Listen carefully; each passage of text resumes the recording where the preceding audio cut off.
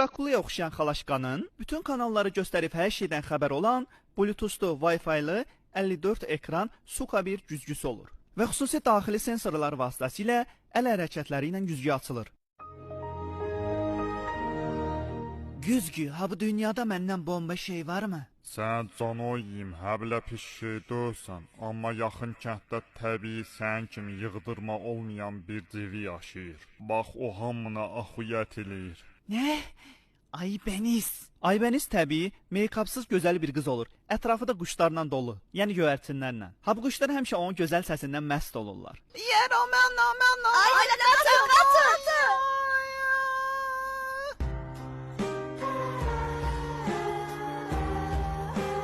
Bir gün Aybənizin dalıyca bir oğlan gəlib, başlayır oxumağa. Ay Allah, bu nə qəşəng qızdır. Bilirəm havalar nə qəşəng qızdır. Aybəniz oğlana göyərçinlə virtual öpüş göndərir. Ha bu yaxşı qız olsaydı, ilk görüşdə oğlana öpüş göndərməzdi. Qoy bir yerə soxum eləsən.